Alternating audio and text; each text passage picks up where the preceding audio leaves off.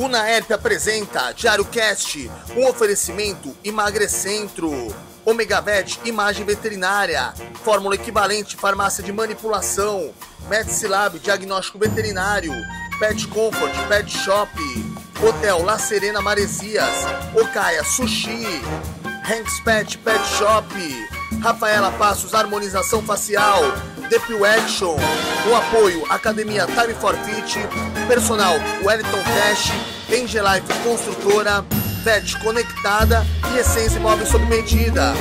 O Diário Cast começa agora! Salve, salve, internautas! Episódio incrível e inédito nessa temporada, tá? Eu vou até fazer uma colinha aqui, porque são tantas patentes, ela é faixa preta. Vou fazer um suspensezinho. Primeiro eu vou falar de quem a gente tá falando, ó.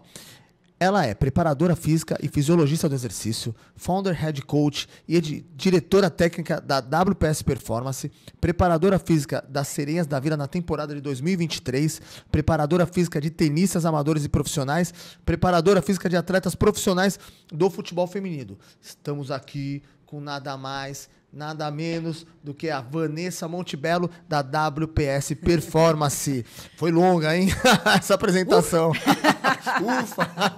Faltou alguma coisa? Faltou alguma coisa? Não, tá tudo aí. Tá tudo aqui. Tá tudo aí.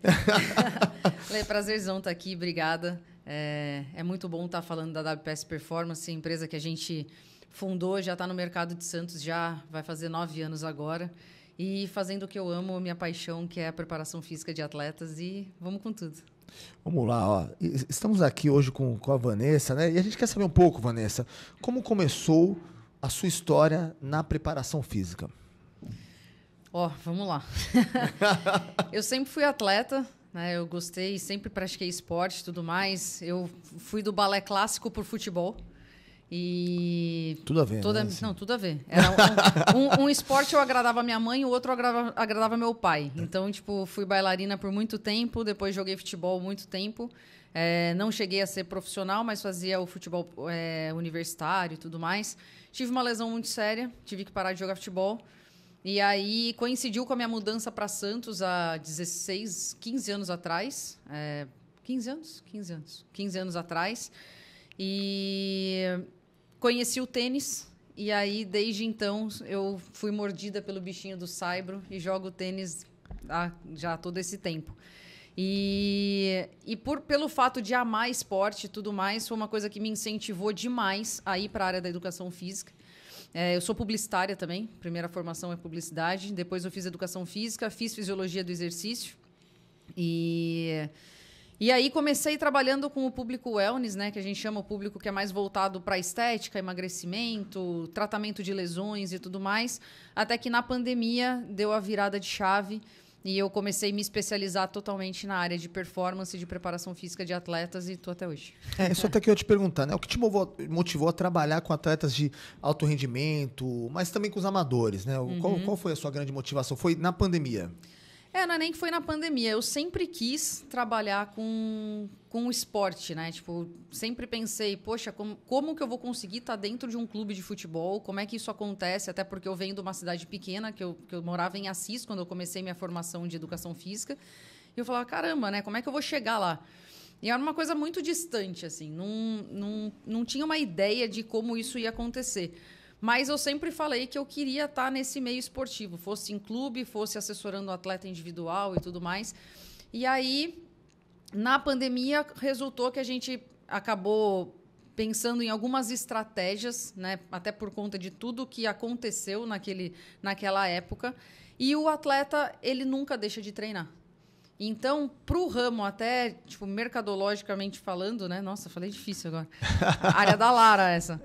Mas é uma coisa assim, é um público que ele gosta daquilo. Então, ele busca o treino não só tipo, pela estética, por qualquer outra coisa, mas pela saúde, pela prevenção de lesões e pela melhora de performance e vida longa no esporte. Então, a gente viu que para a empresa também isso seria uma coisa muito boa, porque a gente teria uma fidelização maior de clientes, né, se a gente focasse nisso, além de ser um ramo totalmente diferenciado, porque hoje em dia a gente tem 15 estúdios em cada bairro. Sim. Então, como ser diferente dentro de um mercado? Então, a gente falou, não, vamos fazer a preparação física de atletas amadores e profissionais. Porque é um trabalho diferenciado, não é um treinamento comum de personal trainer, entendeu? E quais são as maiores diferenças entre treinar um amador e um profissional, Vanessa? Eu acho que treinar o profissional acaba sendo assim um pouco mais difícil dependendo da modalidade que ele pratica, que nem as atletas do futebol, porque envolve um clube muito grande por trás. Então, eu lido não só com o atleta, mas com todo o staff da comissão técnica dos clubes. Então, eu tenho contato direto com a comissão do Corinthians, do São Paulo, do Santos, e assim vai. Quando minhas atletas são convocadas para a seleção brasileira, eu chego a conversar com a equipe, com o fisiologista da seleção brasileira, para a gente não bater treino, né? Que a gente fala de treinamento concorrente. Então, o mais difícil é você, no ramo do futebol, lidar com o atleta profissional por conta de bater calendário. A gente chega numa fase, que nem as meninas estão agora, que a gente chama de calendário congestionado, que são 2 jogos por semana, todo um calendário de clube da preparação física, e aí elas ainda fazem um trabalho por fora por conta da individualização do trabalho. O amador já é mais fácil porque, normalmente, ele, por mais que ele tenha uma equipe multidisciplinar, mas assim, é a nutricionista, é o fisioterapeuta, é o técnico, ali normalmente de quadra e tal, Sim. E vem direto para a gente na preparação. Então, a gente une forças, mas todo o controle de carga, todo o esquema de calendário de torneio, de preparação para a competição, é tipo, ou eu no individual ou a nossa equipe da WPS que a gente faz para organizar a preparação física daquele atleta. Então, acho que assim, quando eu pego um atleta profissional de tênis, normalmente a diferença do atleta de futebol é que a preparação física sou só eu que faço. Então, o meu ajuste é sempre com o técnico e com o calendário de torneio. Então, acaba até sendo um pouco mais fácil. Mas a dedicação eu falo que é a mesma, porque o amador, dependendo do nível de paixão dele pelo esporte, ele se dedica, às vezes, até muito mais do que um atleta profissional. Sim, eu acredito, porque ele tem como base, né, ali a referência é o atleta profissional, né? Então ele olha e fala, eu quero ser igual, mas ele não sabe a rotina que tem um profissional, né? Sim. É bem diferente, né? E eu acho que o mais difícil para o amador é porque o profissional, ele vive daquilo e ele recebe por aquilo. Sim. Então ele acorda para treinar, ele recebe para ir jogar, ele tem tudo esquematizado e tudo na mão dele para ele fazer o que ele tem que fazer. Né? Então, assim, o clube ele tem que cumprir as regras do clube, ele tem que cumprir o calendário, o horário e tudo mais. O amador, se você for ver, ele é muito mais dedicado, entre aspas, porque o cara ainda trabalha, tem filho, tem esposa, tem uma rotina toda por trás e ainda assim ele se dedica à quadra, ao campo e à preparação física. Né? E muitos deles ainda fazem recovery, faz trabalho mental, faz nutricionista, enfim. Então, eu falo que o amador ele acaba dedicando muito mais tempo ao esporte, sabe? Saindo um pouquinho do nosso script aqui, né? Quando você fala da preparação física diferente para alguns clubes, até mesmo para a seleção brasileira, né? Uhum. Você recebe esse KPI dos clubes, por exemplo, o que é para fazer com cada atleta, o direcionamento que você vai dar? Ou é uma coisa que, de repente, é o atleta que traz isso para você? Como que é feita essa conversa? Normalmente, são os atletas que trazem para mim uma necessidade deles, né? Quando a gente inicia um trabalho, eu tenho já um pacote de avaliações físicas que eu faço para traçar o perfil do atleta e saber qual é a necessidade básica que ele tem ali. Se existe alguma disfunção articular, se existe alguma disfunção muscular. Então, eu faço avaliações de mobilidade, de estabilidade, força rotacional. Eu trabalho muito com o VBT. Então, o VBT é uma metodologia de treinamento que chama Velocity Based Training.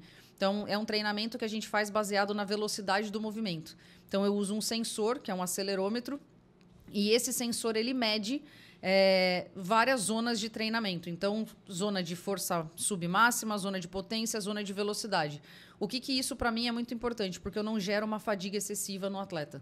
Porque ele só vai treinar, ele só vai continuar fazendo as repetições se ele mantiver dentro da zona de velocidade. Então, isso faz com que o músculo não chegue à fadiga no máximo dela. Então, às vezes, o atleta fala assim para mim, mas nem parece que eu treinei. Falei, bom, que show, é isso que eu queria. Entendeu? Porque seu músculo respondeu para mim dentro da velocidade, eu atingi o que eu queria e você não está fadigado. Então, assim, tem todos esses lances, eu tenho todo esse planejamento de avaliações com eles.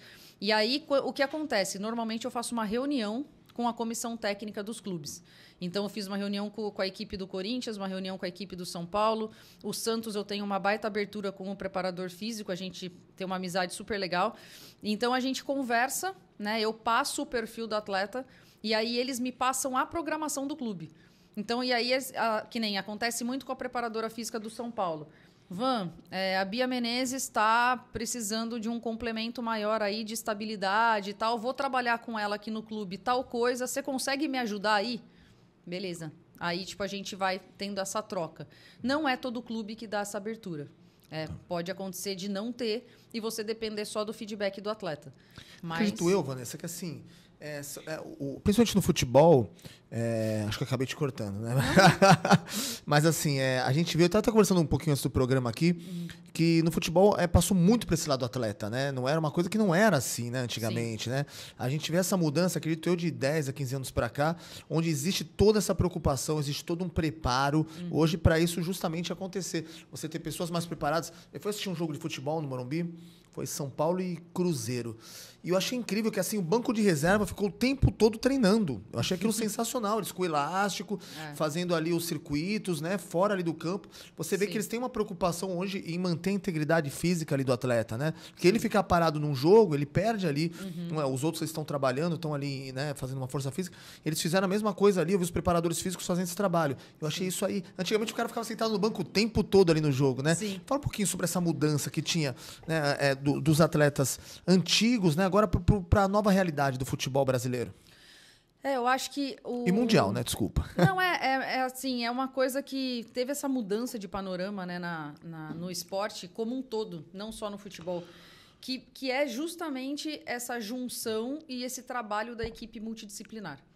Isso depois que as pessoas começaram a entender que não existe performance sem fisiologia, sim, tudo mudou.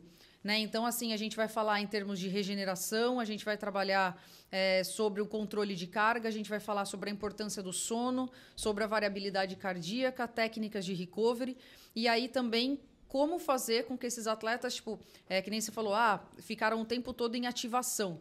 Né? E aí, por quê?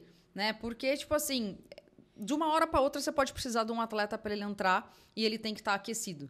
Né? Muitas das lesões acontecem porque o atleta entra, às vezes, frio, não está com uma ativação intrínseca, que a gente fala, né? Que é uma ativação de estruturas profundas, extremamente aquecidas, ativadas, as próprias articulações não estão com tanto sangue ali irrigado, e pode acontecer uma lesão que o atleta vai perder ali 1 mês, às vezes 2, 3 semanas no DM, então não é interessante. Então, e também tem o lado da divisão, porque a gente vai para o jogo já sabendo quem é o G1, quem é o G2, quem é o G3. Né? Então, o G1 é o time titular, o G2 é o time que está ali na reserva, que pode ser que entre ou não, e o G3 é o que está ali cumprindo o espaço, e aí, às vezes, pega uma pessoa que ainda está numa transição e tal, que já sabe que não vai entrar. Né? Mas, e aí, o que a gente faz muito num clube, às vezes no jogo? Já faz o trabalho de complemento. Então, para que a gente consiga dar uma folga, às vezes, para os atletas no dia seguinte, a gente já faz um complemento físico, principalmente com os atletas que não vão entrar no jogo ou que talvez entre, mas seja uma minutagem pequena. Então, porque daí eles não deixam de treinar. Porque em dia de jogo, a gente vai para o estádio, vai para a concentração e tudo mais muito cedo. Então, às vezes, envolve viagem e tal. Aí toma café de todo mundo junto. Aí tem preparação de vestiário, faz botinha, e faz não sei o quê e tal. Então, é uma preparação muito longa.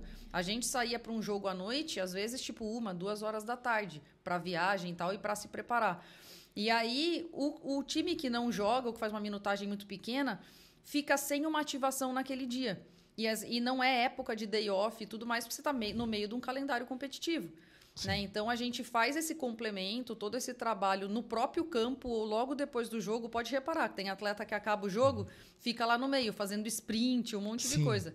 É o complemento, é tudo planejado. Então, essa mudança toda é tudo assim, para que a gente faça, em primeiro lugar, uma prevenção de lesões. Né? E depois a gente pense em ganho de performance e vida longa do atleta sem risco nenhum. Sim. Acho que o grande símbolo, né, do futebol em preparação física, não tem como a gente não citar ele aqui no podcast, acredito que seja o Cristiano Ronaldo. Né? Ele, assim, ele é fenomenal. Ele é excepcional nessa parte. Né? Eu acho que ele respeita tudo. Eu lembro que eu vi um documentário dele, E aí ele convidou um jogador para viajar com ele, né? Ah, vamos para minha casa, vamos. Aí o jogador empolgadão, né? Era um jogador novo. Eu não me recordo quem era. Até esse próprio jogador contando. Aí me convidou, quando chegou na casa dele, ele falou assim: e agora? Vamos descansar, fazer o quê? Não, a gente vai treinar. Ele já vamos treinar. Já tinha de uma rotina de treino, de jogos e tudo mais. Ele falou: não, vamos lá, então, vamos passar um tempo na minha casa, vamos. E ele foi treinar. Então você vê que ele, no descanso dele, ele se mantém ativo, essas ativações, né? Essa parte de fisiologia, preparação física, eu acho que ele é um grande símbolo disso. E eu acho que ele é uma grande referência hoje dos jogadores atuais, né? A gente vê jogador que tem dom e o jogador que tem a preparação física. Sim. E hoje, praticamente, aí 95% hoje do quadro aí de jogadores é feito de quem tem preparação física, né? Qual a sua abordagem principal na preparação física? Eu acho que, em primeiro lugar, assim, o que eu mais prezo é o que a gente está conversando, prevenir lesão. Então, todo o meu trabalho é baseado em como fazer ativações dos meus atletas de uma forma que eu consiga mantê-los com o maior índice de performance possível, sem que eu prejudique em qualquer ponto da vida dele esportiva. Tanto é que hoje eu posso falar, em 16 anos de profissão, que eu nunca lesionei nenhum atleta. Então, tipo, para mim, isso é a melhor coisa e minha melhor propaganda, na verdade. Sim. Então, tipo, eu sempre falo, nunca lesionei ninguém, porque nunca realmente aconteceu. E pode acontecer. E pode acontecer, entendeu? Tanto é que nos Estados Unidos mesmo, um dos seguros mais caros que existem é o do preparador físico. Porque se você lesiona um atleta, é o teu seguro que tem que bancar todo o tratamento dele. Cara, que loucura, eu não sabia dessa informação. Mano. Então, assim, é uma coisa que é surreal, entendeu? Tipo, é um seguro mais caro que tem. Mas, assim, eu acho que o meu principal ponto é esse. É prevenir lesão e conseguir entregar pro atleta o resultado que ele busca. Né? Eu sempre falo, o objetivo dele é o meu objetivo. Então, a gente vai seguir junto sempre. Eu estava até conversando com você, e eu acho que isso é crucial na vida de um atleta, né? Os treinos. Mas essa parte hoje que vocês fazem é uma parte que realmente eu vejo até alguns milagres acontecerem. Né? Às vezes o jogador ele é lento e ele passa a ser um pouco mais veloz ou passa a ter velocidade, né? Ser uma pessoa importante ali dentro da equipe em relação à velocidade. Às vezes a pessoa ela não tem tanto, como que eu posso dizer, para driblar, tudo, mas eu vejo tudo isso acontecer debaixo dos meus olhos, eu acompanho alguns times de futebol e eu vejo tudo isso acontecer debaixo. E eu acho assim incrível hoje o trabalho que vocês fazem, né? E me fala uma coisa, como você adapta os treinos para diferentes modalidades esportivas? A gente falou do tênis, a gente falou do futebol, mas a gente tem o basquete, a gente tem o vôlei, também tem outras coisas acontecendo. Agora tem o futevôlei, né? Que tá muito em alta. Fute-table. Fute-table, tá tudo acontecendo, né? Beach tênis, né? Mudou um pouco aí o cenário, mas como que você faz para essas diferentes modalidades esportivas? Tá. Dentro da WPS mesmo, a gente atende qualquer tipo de modalidade. Até atleta de wingsuit a gente tem lá. Você tá brincando. Então, sério. É um amigo meu, inclusive, que joga tênis. O cara mergulha, faz montanha, piloto de kart. A gente tem cara de acrobacia aérea. Qual outro esporte diferente? Vai, snowboard, esqui. Já atendi golfista nos Estados Unidos. Enfim, tudo que você possa imaginar. Mas o que acontece com a preparação física, né? E a gente brinca que todo mundo fala assim, mas vocês têm coach especializado em todos os esportes? Na verdade, o que a gente faz é um estudo, né, de cada modalidade. Eu mesma, eu nunca lutei, né? Mas eu treinei a Desirê Favoreto, que é ex-campeã mundial de jiu-jitsu. Nossa, sensacional. A Desirê, ela é um símbolo da nossa cidade aqui no jiu-jitsu. Tipo, eu treinei ela e tudo mais antes dela mudar para os Estados Unidos. E aí, então, qual é o grande lance, né? A preparação física em si, a gente tem a base de força, né? A força geral, a gente sempre fala que é a mesma para qualquer esporte, né? A gente tem que ganhar força, né? Agora, o que muda de uma modalidade para outra é o treino específico. Então, eu vou estudar qual é o teu movimento principal no jiu-jitsu, de repente, tipo assim, qual é a tua dificuldade, e aí eu posso conversar com o teu técnico e tudo mais e falar, tipo, não é nem técnico que chama, né? Corrige aí. É o mestre. Eu sou o mestre, Então, assim, a gente vai conversar e definir, tipo assim, poxa, Van, eu sinto que o giro, quando eu tô no solo, tem uma certa dificuldade para passar a perna, não sei o que tal. Beleza, vamos estudar? Tipo, o que pode ser? De repente minha mobilidade de quadril não é tão boa, tá me atrapalhando em ter uma potência maior, uma transferência de força para um golpe. Tá, então como que a gente melhora isso? No treinamento específico. Vou melhorar a tua mobilidade de quadril, vou melhorar a tua força de abdução, de adução, vou entender, tipo, o teu giro ali, como é que a gente vai fazer, até a gente chegar num ponto que você vai falar assim, caramba, minha potência melhorou pra caramba, minha velocidade de entrada no golpe e tudo mais. Então, show. Entendeu? Então, assim, o que muda de um esporte para o outro é o gesto específico, o gesto técnico, né? E aí, o que a gente faz com isso? Então, se eu tenho um atleta que o treinador chega em mim e fala assim, Vanessa, na quadra o fulano de tal não movimenta a perna. E o tênis, 90% do jogo de tênis é perna. Então, por mais que as pessoas achem que é braço, mas não. Se um tenista ele pode ser muito bom da cintura para cima, mas se ele não tiver uma movimentação boa da cintura para baixo, o jogo dele não encaixa. Ele vai bater atrasado, ele vai errar a entrada do golpe e não vai ter a eficácia que ele tem que ter. Então, a gente vai focar em melhora de trabalho, de footwork, de coordenativo, de aceleração, de potência, corrida multidirecional. Então, é tudo baseado na modalidade esportiva. A gente viu, a gente conversou um pouquinho antes do programa também sobre esse assunto, o Gustavo Kirten, né? E ele teve aquela lesão do quadril. Você acha que ali um trabalho preventivo poderia ter amenizado aquilo ou não ter acontecido? Porque ele estava numa alta ali, estava numa crescente no tênis, né? Ele era praticamente um imbatível aí do tênis. Fala um pouquinho pra gente sobre isso. Eu acho que o problema do Guga foi um problema multifatorial, né? Talvez, assim, naquela época ainda não tinha tanto esse lado da fisiologia aflorado em relação a controle de carga. O Guga, ele tinha um forehand muito potente, né? Tipo, o backhand dele era surreal, mas o forehand dele também tinha uma potência absurda. E muitas vezes, naquela época, a gente também batia muito em open stance, que é a base aberta. Você é dessa época, Vanessa? Eu assisti o Guga. Você assistiu o Guga? Mas você quer saber minha idade, né? Não, você falou que tem 16 anos de fisiologia. E eu falei, aí você fez as contas, mais 4 anos de publicidade. Eu falei, ela começou com 5 anos de idade. Mas quando eu saí da pré-escola, eu já estava fazendo especialização. Não, mas a gente não vai falar a sua idade aqui, não. A gente vai fazer satisfeito. Não tenho problema com isso, não. O esporte me rejuvenesceu, sabe? Eu tenho certeza eu disso. Eu tenho 40, mas as pessoas acham que eu tenho 25, tá bom.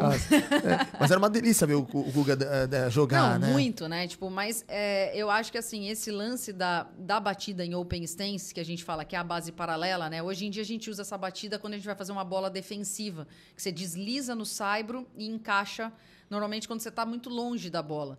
Só que ele fazia isso direto. E tá errado? Não. É que, assim, com a potência que ele usava enfim, quando você está com a base aberta, você não consegue ter um giro de quadril para gerar potência na bola que o quadril tivesse totalmente desbloqueado.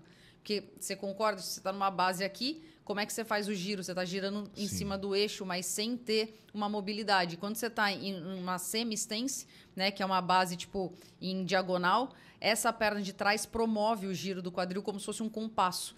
Então, automaticamente, você tem mais mobilidade. Talvez isso, né, tipo, tenha ocasionado tal e tirou ele do esporte muito cedo, né? Foram 2 cirurgias de quadril, eu acho, né? Nossa, muito triste, né? E uma prótese, né? Prótese de quadril é a pior prótese que tem. Eu tive a oportunidade de conhecer o Guga lá no Sul e ele tinha uma vibração, né? Ele tinha uma coisa dele, assim, que era só dele, né? Assim, não, o Guga, ele tem uma coisa diferenciada, assim. Ele é um amor de pessoa. Foi um atleta diferente aí. Que pena, né? Que foi tão curta a carreira, mas ele conseguiu muitos títulos, ele conseguiu levar o Brasil para outro nível no tênis, né? Depois vieram outros tenistas a nível também. Eu separei aqui uma pergunta. Você segue alguma linha específica de treinamento funcional, periodização clássica, etc? Alguma coisa nesse sentido? Na verdade, a WPS a gente trabalha muito baseado na periodização em blocos, que a gente chama, porque é um tipo de periodização que a gente consegue ter liberdade de mexer na programação de treino dos atletas. Então, como a gente tem a maioria dos atletas da WPS são amadores, milhões de coisas podem acontecer no meio de uma programação de um calendário competitivo. Né? Tipo, por mais que eu fale para você, vou jogar um torneio daqui 2 semanas. Aí os meninos lá vão programar meu treino. Vamos supor que aparece uma reunião que eu não posso faltar e eu tenho que cancelar aquele torneio. Tipo, cancelei, entendeu? Então, assim, o que acontece? Aviso os meninos, gente, não vou mais jogar aquele torneio. Segue programação normal sem pensar em jogo. Beleza, a periodização de bloco permite isso. Da mesma forma que eu tô aqui, aparece um convite, vamos jogar um ITF, não sei o que tal, semana que vem? Vamos. Aí eu tenho que falar para os meninos, surgiu um torneio. Então agora periodiza aí, porque em uma semana é polimento. Sim. Entendeu? Então, esse tipo de periodização gera uma liberdade muito grande e a gente consegue mexer, porque também às vezes vai aparecer, vamos supor, você vai treinar e chega, estou com uma lombalgia que não passa por nada, não sei o que tal, eu tenho que mexer na sua periodização. Não vou conseguir manter uma periodização de força submáxima, de potência, pliometria tal, para aquela semana. Então, eu consigo fazer essa modificação e essa é a grande diferença. Né? A gente consegue personalizar e individualizar todos os treinos dos nossos clientes. Acho que tem até tudo a ver com o que a gente vai conversar agora, né? Como que é feita lá na WPS a avaliação inicial de um novo atleta? Tá, quando o cliente chega na empresa, logo já no atendimento e ele marcando uma experimental, a gente já envia um link de anamnese para a gente ter um conhecimento básico da pessoa, se tem lesão, se não tem, qual o objetivo principal, qual a modalidade dela e tudo mais. A partir disso, os professores recebem no grupo sobre aquela experimental. Eu sempre dou uma olhada, vejo se tem alguma lesão séria, se tem alguma necessidade especial, ou se é alguma modalidade muito diferente e tal. Aí eu já converso com os coaches, a gente traça um planejamento para aquela aula experimental. Dentro daquilo, na nossa primeira aula, a gente faz uma avaliação funcional do movimento. Então, a gente já descobre se aquele atleta ele tem alguma instabilidade em alguma articulação, como é que está a mobilidade dele, se ele tem uma força legal de core, de quadrado lombar e tudo mais. Então, essa é uma avaliação inicial, né? E aí, a partir disso, os meninos montam, a pessoa fechando a matrícula, os meninos montam de acordo também com o que a pessoa passar em relação à competição, o que ele busca, o objetivo, tudo mais, o treinamento dele, né? A periodização dele. Mas também na WPS a gente tem vários pacotes à parte de avaliações específicas. Então, que aí as pessoas fazem diretamente comigo, né? Então, são pacotes à parte, mas a gente tem biomecânica da corrida, que a gente tem um sensor que a gente trouxe de fora, e em 15 minutos de teste na esteira a gente traça mais de 70 tipos de relatório. Nossa. Então, assim, fica um sensor no quadril, um em cada pé. A pessoa corre, pode inclusive levar o tênis de placa para correr, né? Então, que muda demais o tipo de pisada e até a velocidade máxima de pronação, que é o quanto o pé se movimenta durante a corrida para evitar algum tipo de lesão. Então, esse sensor, ele capta isso. Perfeito. E assim, você vai pegar tudo. Seu tempo de voo, potência de passada, tipo de pisada, quanto de stiffness você está gerando, que é a elasticidade do tendão e rigidez do tendão, né, de Aquiles, tal, como é que isso está em você, se está num nível ideal ou não. Enfim, são 70 tipos de relatório que a gente analisa e depois traça todo esse protocolo para o atleta saber qual o próximo caminho dele, né? E para os treinadores também montar um treino de acordo. A gente tem a avaliação específica do futebol, que a gente realiza a parte indoor, que são as avaliações fisiológicas de estabilidade, mobilidade, composição corporal, e vai para o campo, onde a gente analisa velocidade linear, velocidade em curva, agilidade e resistência cardiovascular. E as avaliações do tênis, que também tem as avaliações indoor, que são os mesmos protocolos, muda algumas coisas, força e velocidade de rotação, de empurrada e tal. E a gente vai para a quadra, e aí dependendo se esse atleta é um atleta de saibro, se é um atleta de quadra rápida, a gente faz no piso próprio. E aí a gente também avalia velocidade linear, agilidade e resistência cardiovascular específica para o tênis. Tá, que aí envolve até fadiga mental. Essa avaliação ela não é feita necessariamente num jogo à vera, né? Por exemplo, não. Vamos lá jogar um jogo para saber como é que esse atleta... Não, inclusive assim, a gente indica que o atleta não faça nenhum tipo de treino no dia da avaliação. Tá. Porque as avaliações de campo e de quadra são extremamente exaustivas. Porque é sprint máximo, é velocidade máxima, então... judia um pouquinho. Me fala uma coisa, Vanessa, como você estrutura um ciclo de treinamento para um atleta em temporada versus aquele que está fora de temporada? A primeira coisa que a gente tem que pensar é no nível de força. Como que esse atleta está? É um atleta que está parado? É um atleta que veio de lesão? É um atleta que acabou de sair de uma temporada e tudo mais? O que a gente faz muito, né? Normalmente o futebol, final do ano, tem as férias e tudo mais. As meninas normalmente tiram ali uma semana de férias, mesmo sem fazer nada. E aí elas já me ligam desesperadas. Vamos voltar. Então eu já sei, o futebol é mais fácil. Porque eu já sei quando o calendário começa, né? Do retorno delas para o clube. Então, eu já sei que durante aquelas semanas eu consigo fazer a manutenção de força mesmo. Porque durante a temporada, a gente não tem essa possibilidade de trabalhar, tipo, força máxima, levar ao máximo. Porque você não pode correr o risco de nada. Né? Então, quando você programa uma pré-temporada, é onde você vai tirar do seu atleta o máximo possível.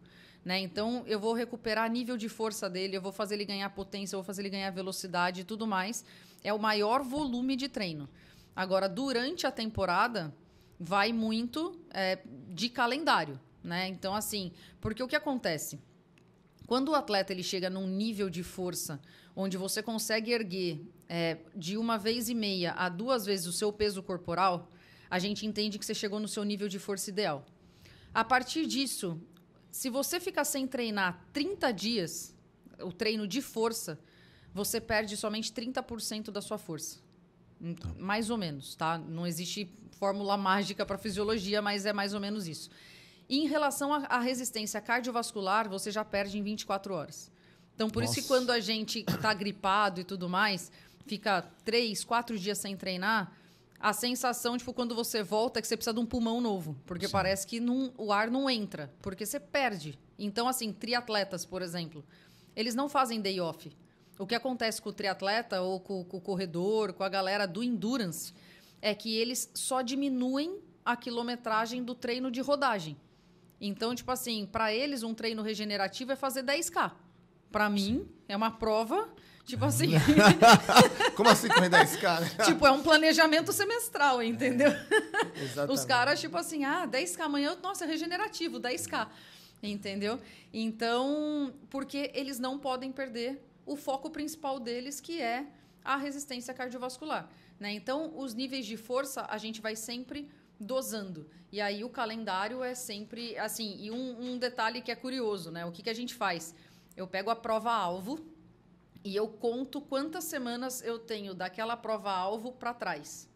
Então, vamos supor, tipo, da prova até o dia de hoje, quantas semanas eu tenho? Baseado nisso, eu distribuo os temas da periodização, entendeu? Perfeito. Eu encontrei com um amigo meu em São Paulo faz umas 2 semanas. Eu tinha saído da internação até. E aí eu tava conversando com ele, ele se encontrou sem querer numa pizzaria. Ele é um atleta de endurance, né? Ele faz meia e faz maratona também. E ele tinha acabado de correr uma meia maratona e eu falei pra ele, e aí, como tá os treinos? Vai treinar amanhã? Porque tinha acabado de comer uma pizza, né? Ali, tá na pizzaria e tudo mais. E assim, cara, amanhã vai ser bem na moralzinha, vou correr só uns 10 também, nem consigo correr 21 agora, cara. Foi exatamente isso que você falou, né, cara? Vai mandar um treino de 10 km só, cara, como assim? Vai... Pois é, a gente treininho de leve ali no Ibira ali. Que loucura, né? E qual que é o papel da recuperação? Sono, descanso, dentro da sua metodologia? Extremamente importante, eu sou muito chata com isso. Muito chata. Tanto é que eu trabalho com uma dashboard, né, de controle e monitoramento de carga com os meus atletas individuais. E eu pego muito no pé deles. Porque, assim, o sono é um dos maiores fatores regenerativos do corpo humano. Né? Então, você tem que ter o sono como, tipo assim, um cuidado muito grande. Então, hoje em dia, a gente tem vários tipos até de suplementos que estão auxiliando nisso, né? Como o magnésio inositol e tudo mais. Claro que cada pessoa corresponde a um tipo de suplemento, sempre com indicação e tudo mais. Mas são estratégias que as pessoas estão adquirindo quando querem performar no esporte, porque o sono realmente regenera. Né? Então, assim, a gente sabe que, inclusive, para a regeneração da célula cerebral, a única coisa que realmente faz essa regeneração completa é o sono. E, atualmente, a gente sabe, pessoas com esquizofrenia e tudo mais são as células mortas no cérebro que acabam atrapalhando o funcionamento das células vivas. E a célula do cérebro é a única que não regenera.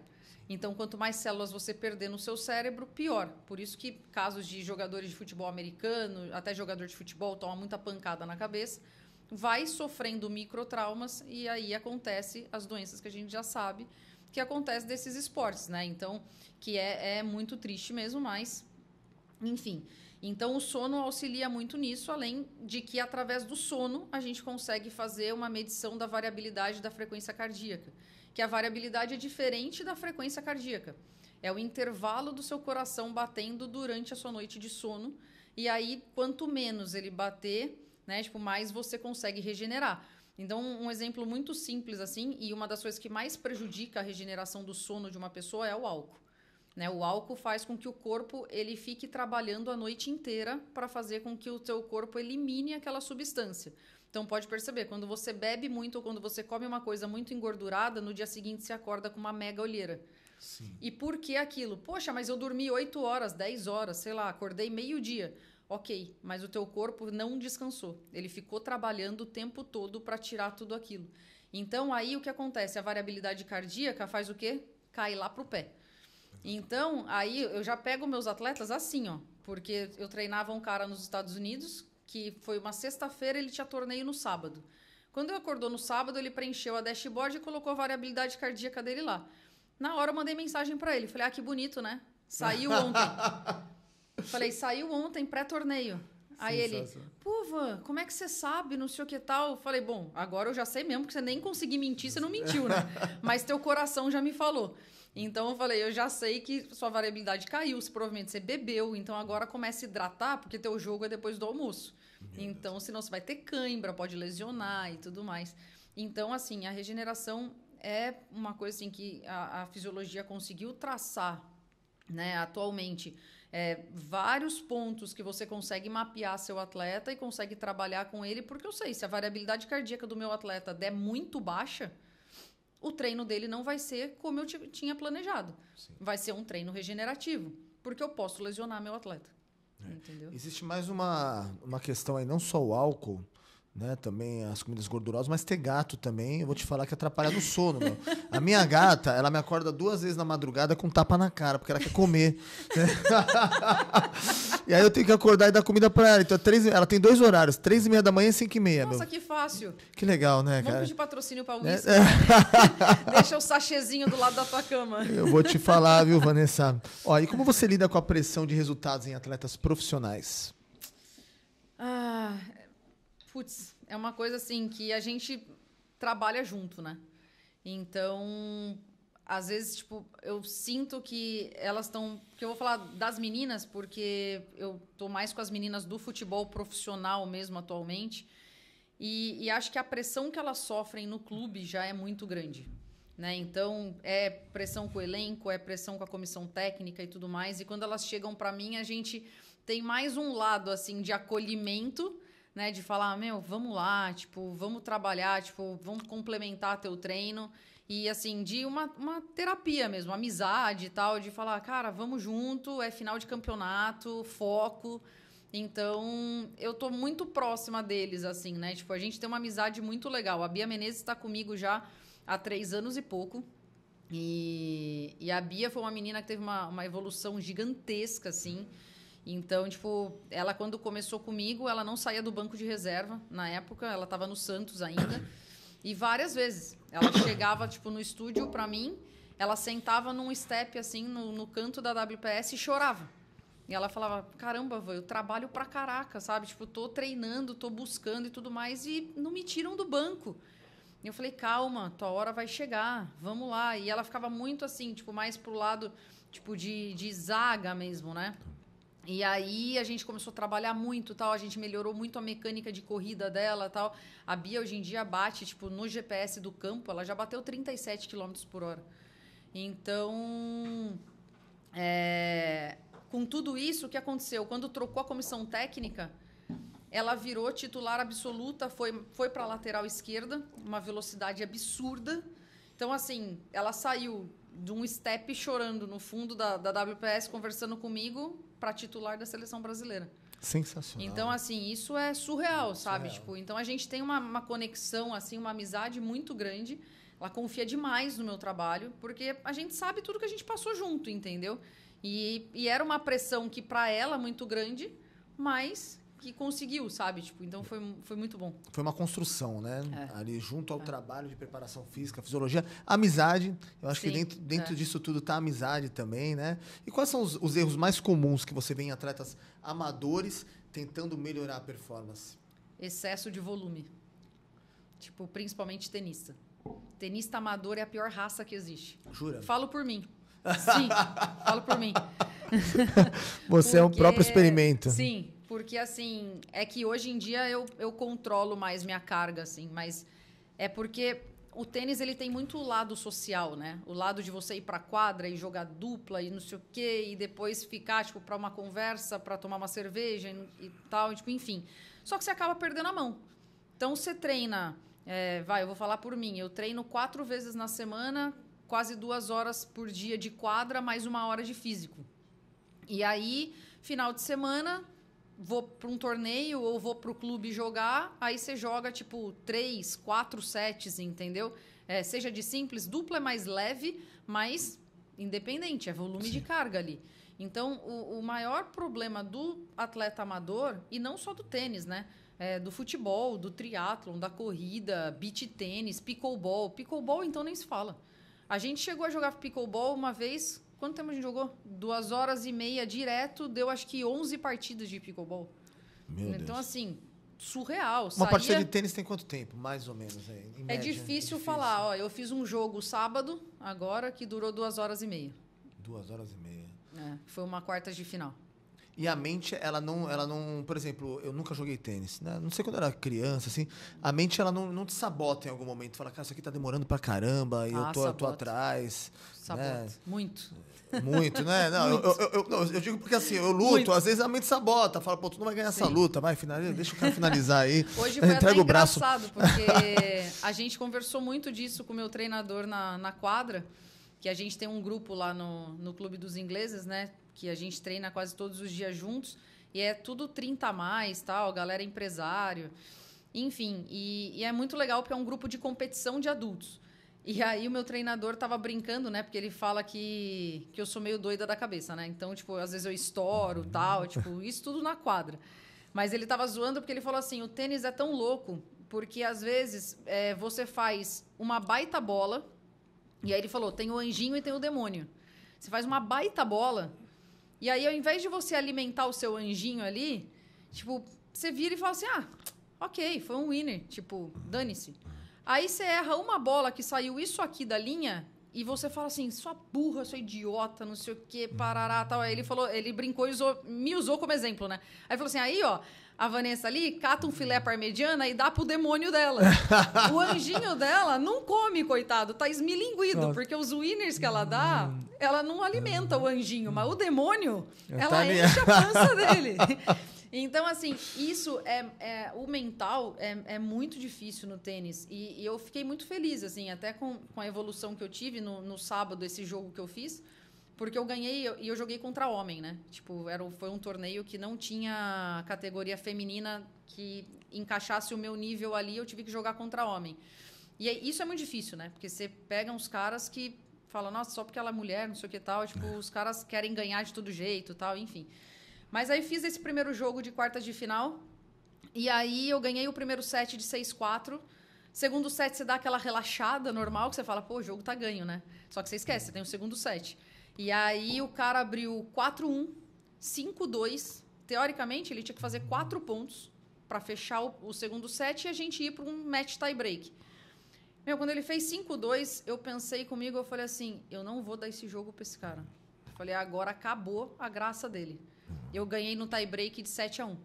Então, do 5-2, ele não fez mais nenhum game. Ele perdeu todos e eu ganhei dele de 7-1. Tu foi buscar, né, Vanessa? Fui. Sabe Deus como, mas eu fui. Aí eu falei, poxa, dessa vez meu anjinho saiu barrigudo. Tipo, foi bom. Que analogia boa. Mas né? o mental é tudo, né? O mental não tem como. Tudo. Eu digo por mim agora, Vanessa, assim, às vezes eu vou para treinos específicos, né? E a gente tem uma dificuldade em equilibrar, né? Por exemplo, eu vou fazer um treino de força, um treino de resistência, agilidade. Então, como que você equilibra esses 3 aspectos? Como que trabalhar de forma equilibrada esses 3 pilares? Então, tudo depende da época do calendário que você tá, né? Tipo, a resistência cardiovascular, eu falo que é importante você trabalhar sempre. Isso tem que trabalhar, o cardio, né? O exercício aeróbico você tem que fazer como, tipo, prevenção mesmo de resistência cardiovascular, enfim, o exercício aeróbico ele é protocolo para melhora de milhões de coisas. Então, a gente consegue tirar medicamento de diabético, de pessoas que têm crise de ansiedade, de inúmeras doenças como é que chama? Degenerativas e tudo mais. A gente consegue melhorar isso somente com exercício aeróbico. né? Então, assim, tem muita coisa envolvida nisso. Agora, em relação a treino de força, de potência, de velocidade, de agilidade, a gente tem que traçar uma programação de acordo com o que vai ser trabalhado naquele período. Então, por exemplo, eu estou trabalhando contigo uma periodização de 4 a 6 semanas de força, né? Porque eu notei que você precisa ganhar força, eu vou fazer uma transferência mais para uma estabilidade, para uma mobilidade, porque você automaticamente está pegando muito mais carga. Então, nessa periodização, para te proteger, durante as séries eu transfiro para uma mobilidade ou para uma estabilidade para manter a sua articulação irrigada. Em primeiro lugar, através da mobilidade, eu jogo sangue para dentro da tua articulação. Então, você vai conseguir manter a mesma carga num supino, num desenvolvimento, num agachamento, sem nenhum risco para sua articulação. E também o lado da estabilidade para você suportar e manter todo o seu core, né? O core, quadrado lombar, tal, ativo por conta da alta carga que você está pegando. Agora, se eu vou para um lado mais, já ganhou a força, qual é meu próximo passo? Eu quero que você melhore potência. Então, como que eu vou transferir isso? Normalmente eu trabalho muito assim, é que acaba sendo muito técnico até para quem está assistindo, mas normalmente a gente foca em força de cadeia anterior, né, que são os agachamentos a fundo e tal. Normalmente eu faço uma transferência para pliometria vertical, uma potência vertical, porque eu melhoro muito a força elástica, a força explosiva do atleta. Quando eu estou trabalhando força de cadeia posterior, que são os levantamentos terra, elevação pélvica e tudo mais, eu trabalho muito uma potência horizontal, porque são musculaturas que estão altamente ligadas com a velocidade e aceleração. Então, são transferências horizontais. Né? Então, assim, a gente faz essa mescla. Depois eu vou para uma periodização de força e velocidade, onde o que acontece? Eu baixo um pouco a carga. Então, eu sempre faço esses treinamentos de contraste ou complex training, que são os treinamentos complexos, né? Que é a transferência da força para um exercício balístico. Né? Então, eu baixo a carga e jogo um exercício com uma ativação de velocidade. Então, como eu faço isso? Movimentos muito rápidos, balísticos, elásticos, para melhorar dentro do esporte daquele atleta. E aí, sim, numa última semana, a gente consegue fazer, de repente, só um polimento, um trabalho mais de estabilidade de tornozelo, de força rotacional, enfim, só quando está muito perto ali da competição, para eu fazer só um preventivo, porque tudo que eu tinha que ganhar, eu já ganhei. Então, ali eu alinho com o atleta, faço essa parte de polimento para ele competir sem risco nenhum. Perfeito. Me fala uma coisa, existe algum exercício ou técnica que você considera indispensável? Uhum. Sim.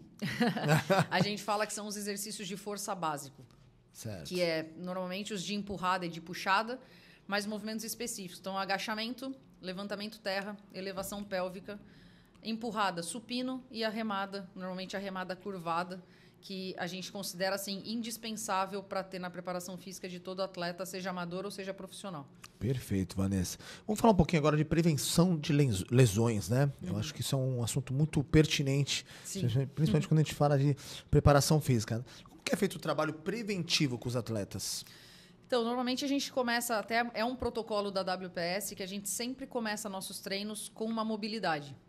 Então, a gente trabalha a mobilidade articular, que é como eu até já falei, quanto mais a gente mobiliza e foca na respiração durante aquele momento, mais sangue a gente joga para a articulação, mais aquecida a articulação fica, mais amplitude de movimento você ganha, mais maleável você fica. Até tem uma frase do Tom Brady no livro dele, que é dentro do TB12, que é o método de treinamento dele, e ele fala, o que possibilitou ele a jogar em alto rendimento com 40 e poucos anos foi o fato dele ser um atleta totalmente maleável.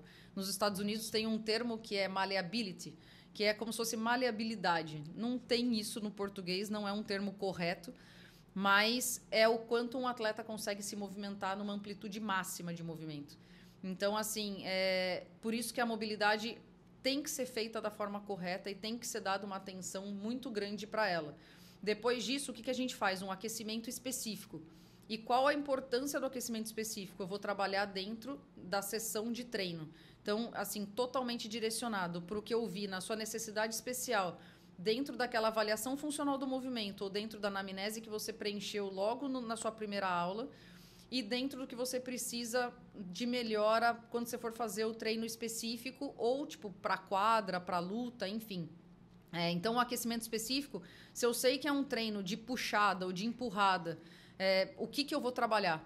Tudo que envolva a articulação do ombro e dominância de joelho. Né? Então, assim, é tudo muito direcionado, mas é a parte mais importante do protocolo de treinamento. A gente vai falar agora um pouquinho de tecnologia e avaliação, também que é um ponto muito forte lá na WPS, tá? Que tipos de ferramentas ou tecnologias você utiliza para monitorar o desempenho? Eu utilizo na parte de monitoramento e controle de carga uma dashboard, né? Então, o meu atleta ele responde para mim todo santo dia, de segunda a segunda.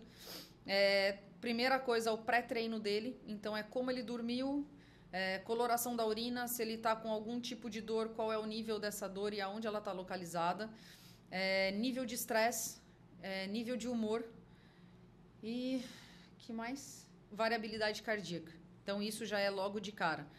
Se ele vai fazer uma sessão de treinamento, ele já seleciona ali qual é o tipo de treino que ele vai fazer, a duração em minutos, a percepção subjetiva de esforço, logo depois, né, que ele termina, e isso é importante que seja preenchido até no máximo 15 minutos depois da execução do treino ali, do jogo, seja o que for, porque quando passa muito tempo, a minha percepção de esforço cai, então ela já deixa de ser real.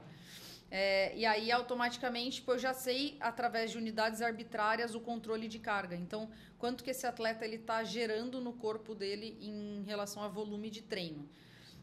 Na WPS, a gente tem as avaliações, né? Então, eu utilizo um sensor que eu trouxe dos Estados Unidos, mas ele é irlandês, na verdade. E ele serve como acelerômetro, ele serve como dinamômetro,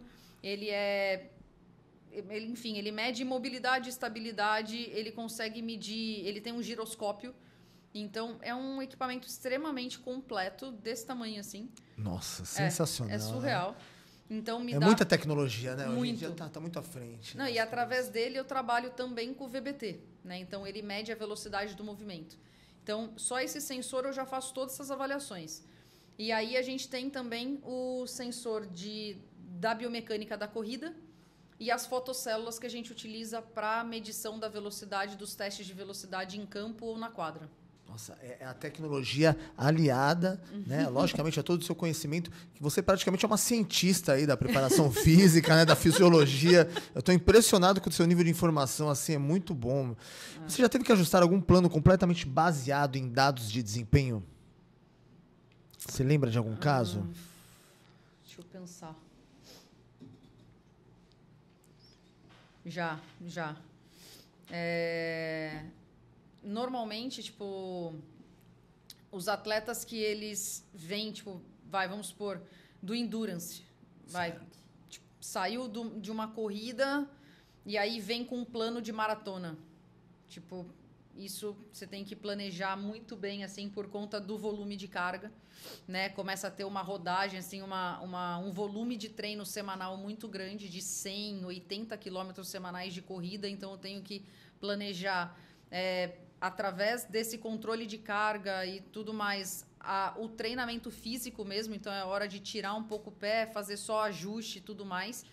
E já tive um caso de um tenista que teve que fazer uma cirurgia de punho, e foi uma cirurgia muito grande. E ele teve que sair do tênis, parou de jogar tênis por 6, 8 meses, mais ou menos. É muito tempo.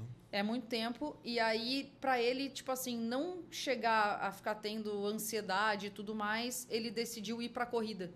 Então, eu tive que, do nada, ele chegou em mim e falou assim, Van, eu vou correr 21 quilômetros daqui 1 mês e meio. Como assim, né? Aí eu falei, tá, ok, como é que a gente vai fazer isso? Né? Então, já era um cara que eu tava treinando, só que imagina, quando ele começou comigo, isso 1 mês e meio antes dele me dar essa notícia, ele não podia segurar peso, porque a mão dele ele não podia apoiar em nada. Então, como é que eu ia fazer um cara, tipo, queria correr 21 quilômetros, fazer força de perna e tudo mais, sendo que ele não tinha o apoio da mão. Meu Deus do céu. Então, tipo, foi um desafio, mas deu certo. Deu certo. Ele conseguiu correr os 21? Correu os 21, fez o tempo dele e hoje em dia ele já voltou a jogar tênis. Ufa! Já voltou até jogar torneio. Ó, que tá bacana. bom demais. Existe alguma técnica que você usa para manter a disciplina nos treinos? Meu ou dos atletas? Vamos falar de uma maneira geral, sendo seu ou dos atletas também. Acho que existe um trabalho de mente seu e um dos atletas também, né? Para manter essa rotina toda. Eu acho que é realmente a pessoa ter um objetivo que ele quer alcançar. Né? Tipo, eu mesma, meu objetivo é ganhar um torneio de simples do ITF. Então, até eu ganhar o torneio ITF de simples, que eu quero que seja um MT aí 400 pelo menos, que é um torneio que ele é nível mundial, né? Então, para minha faixa etária, óbvio, mas é um torneio mundial. Então, assim, é treino, treino, treino até chegar lá, entendeu? E acho que os atletas também, tipo, quando eles têm um objetivo maior, assim, que nem eu vejo pelas minhas atletas do futebol, né? Qual é o objetivo? Pô, convocação da seleção brasileira, né? Chegou no final de campeonato, ter um baita desempenho, não sei o que tal, levar o time à fase final e tudo mais. Então, eu acho que é isso, sabe? Levar um atleta a conseguir concluir uma maratona, entendeu? Conseguir um pódio, tipo, numa prova de trail, enfim. Eu acho que, assim, quando o atleta tem um objetivo traçado, manter a disciplina é muito fácil. Agora, você tem que ter uma meta. Treinar sem meta, você não é atleta. O objetivo, né? O objetivo, acho que é ele que torna você levar uma rotina, às vezes que você tem que abrir mão de algumas situações. Até a próxima pergunta que eu vou te fazer, se dá para ter uma performance sem abrir mão da vida social? Difícil, né?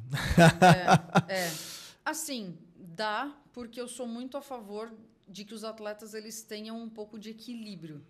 Porque acho que ninguém consegue sustentar muito tempo uma rotina totalmente, sem essa parte social, sem você conseguir, tipo, ter um pouco daquele relax, assim, sabe? Tanto é que, assim, atleta de maratona, um atleta que leva a sério, vai ter um tempo ali que não pode comer doce de jeito nenhum, entendeu? Tem um tempo ali que você tem que suplementar de tal forma, que você tem que fazer um treino, tipo, pesadíssimo. Então, se você não fizer aquilo, provavelmente a sua performance na prova, se você não tiver um objetivo de bater um índice, tudo bem. Agora, se você tiver um objetivo de bater índice, aí você tem que levar a sério. Sim. E aí você tem que abdicar daquilo por um tempo, e acontece muito do atleta pegar, a gente fala, até termo assim, pegar bode da corrida por um tempo. Que não acaba uma prova, não quer botar um tênis para ir correr. Né? Que fala, pô, cansei, sabe? Sei lá quantas semanas fazendo 100 km por semana para chegar na prova e consegue fazer o tempo, agora eu quero comer o que eu quiser, eu quero comer uma porcaria, entendeu? Agora, os atletas que eles são, amadores, tal, a gente consegue ter essa flexibilidade, né? O profissional não. O profissional, dependendo do objetivo dele, ele tem que abdicar mesmo. E aí a vida social... É muito extremista, né? Assim, você acaba abdicando de uma maneira muito extremista. Eu vejo muitos atletas, às vezes profissionais, que eles acabam tendo compulsão alimentar depois, né? O cara acaba tendo... É só a gente ver o Ronaldo Fenômeno, por exemplo. Sim. Olha o tamanho que ele ficou depois. Ele era um cara... Rogério Ceni. Eles ficam irreconhecíveis depois, né? Porque... E não precisa ir muito longe. Se você for olhar o documentário do Alcaraz, que está no ápice no Netflix agora. Sim. Mas mostra muito isso. É um menino de 21 anos que tá milionário, já ganhou 4 Grand Slams, 5, sei lá, agora, 5, não sei, enfim. Minha produção aqui tá complicado, não me traz informações. O teu ponto não tá funcionando. O meu ponto não tá funcionando. Bota no Google aí. Mas, enfim, um moleque que chegou no auge muito cedo. Né? E aí você escuta dos pais. Os pais falando assim, a partir do momento que o tênis virar uma obrigação, ele pode parar. Tipo assim, a decisão dele, ele para. Poxa, não é isso, sabe? O cara tem 21 anos, 5 Grand Slams. Aí, ó. Pô, 5 Grand Slams. Acabou de ganhar, né? Escutou no ponto. Chegou ponto. Roland Garros foi o 5º. Então, assim, enfim. E aí o cara vira, tipo, sai de um torneio, aí ele vira e fala assim pro técnico, não, tô indo pra Ibiza. Né? Tipo, foi o que aconteceu lá. O técnico fala, pô, não é hora, não sei o quê, tá muito perto de Wimbledon e tal. Não, eu vou, porque eu preciso. O cara vai, zoa pra caraca, bebe, vai pra balada, volta e ganha o Wimbledon. Nossa! E aí, né, você faz o quê, tipo, com um cara desse, entendeu? Tipo, enfim, então, ok, sabe? Tipo assim, mas são os extremos. E aí o cara vive numa pressão tão grande, ainda mais o tênis, que é um mental acima de qualquer coisa, que às vezes pro cara não surtar, ele vira e faz uma coisa dessa, entendeu? Aí voltou relaxado, ganhou. Então, às vezes eu tenho esse questionamento. Será que se ele não fosse, ele teria ganhado?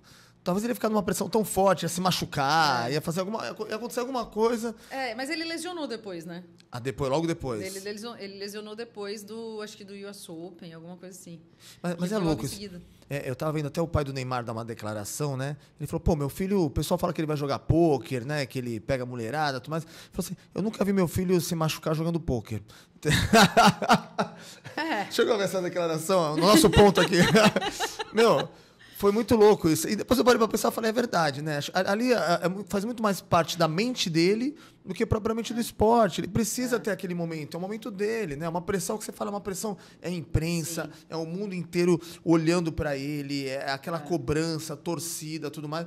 Pô, ele precisa ter um momento dele ali, né? Ele é um ser humano, né, cara? A vida é uma só também. Não, e é isso que eu acho que muitos atletas pensam, né? Porque eles vivem aquela rotina muito pesada. Então, tipo, quando eles têm essa brecha, assim, de falar, cara, olha tudo que eu já conquistei, sabe? O Neymar mesmo, tipo, olha o patrimônio que o cara tem. Meu. Entendeu? Tipo, e assim, já tem fama, realmente joga e tal. Mas é o que eu sempre falo, assim, o atleta, quando ele é muito talentoso... É talento, né? É diferente, né? Ele tem um problema sério, que é, tipo, pensar do tipo assim, não preciso treinar tanto. Exatamente. Eu tenho talento. Que é diferente do Cristiano Ronaldo. Sim. Que o Cristiano Ronaldo, ele nunca foi um jogador talentoso. Ele virou um jogador muito bom. Mas ele sempre falou, eu tive que ir atrás. Eu ficava cobrando falta depois do treinamento, sei lá quantas horas. Entendeu? O Neymar é um talento nato. O Alcaraz é um talento nato. Né? Então, assim, para eles, é tipo assim, vou ali curtir. Depois eu vou lá e resolvo. Foi o que aconteceu. O cara foi curtir e ganhou o Wimbledon. Tem uma passagem do Romário muito parecida, não sei se você lembra disso. O Romário... Não é da minha época. Muito bom. Mas o Romário, que era um jogador antes da sua geração, ele jogava pelo Barcelona, salvo engano, na época, ia ter o Carnaval no Brasil. Aí ele falou pro técnico assim, ó, se eu fizer 2 gols no primeiro tempo, eu quero ir pro Brasil. Eu tô dispensado, vou embora no meio do jogo. Aí o técnico falou, tá bom, se você fizer 2 gols, você vai ser dispensado. O filho da mãe foi lá em 25 minutos, fez 2 gols, meu. Caraca. Aí ele pediu pra ser substituído, pegou e foi embora. Entrou no vestiário e foi embora.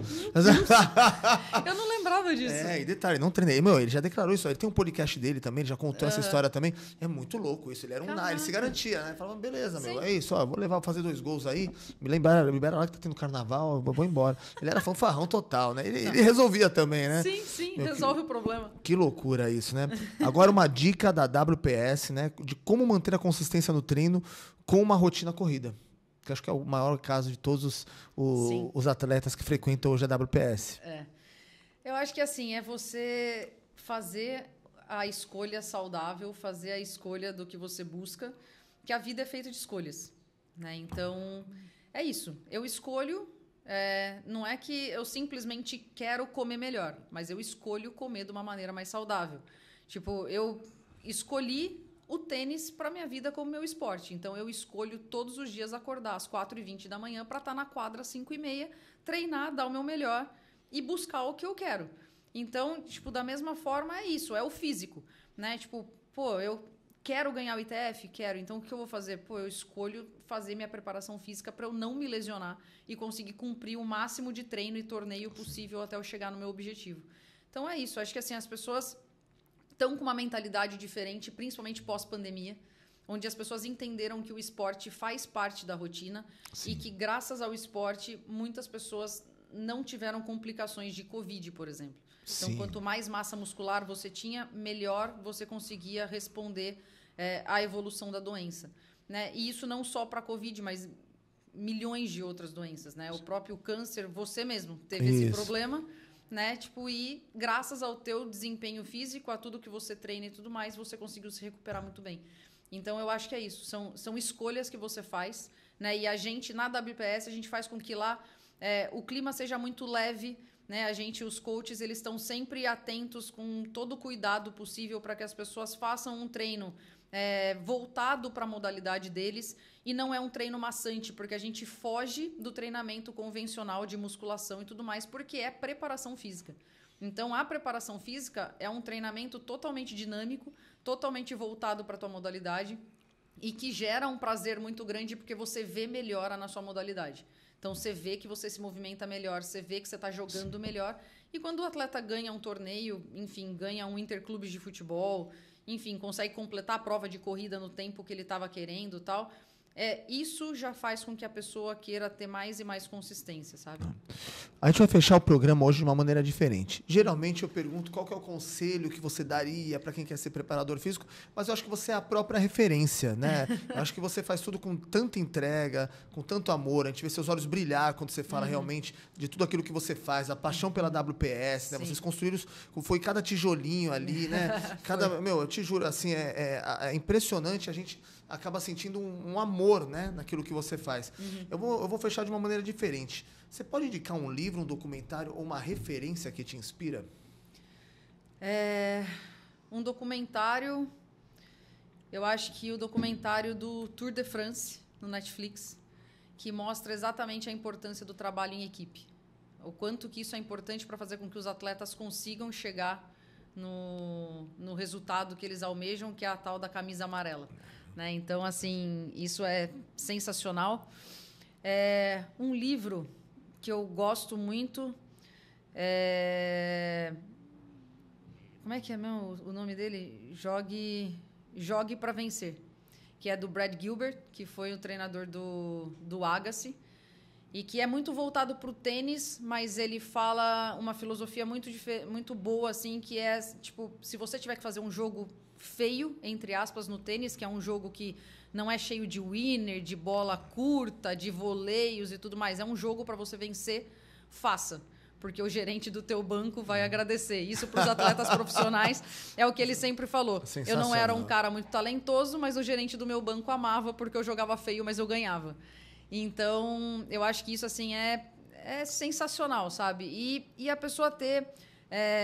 eu mesma aprendi muito a todo dia de manhã começar meu dia tipo, com algumas orações, com uma meditação para sempre agradecer por aquilo e buscar meus sonhos e criar força para ter sabedoria para lidar com as pessoas. A gente lida com pessoas o tempo inteiro e a gente precisa ter essa conexão com a gente mesmo, tipo, com a parte mais espiritual também, para conseguir passar para as pessoas muito do que é a nossa essência, e isso faz com que as pessoas fiquem mais próximas da gente.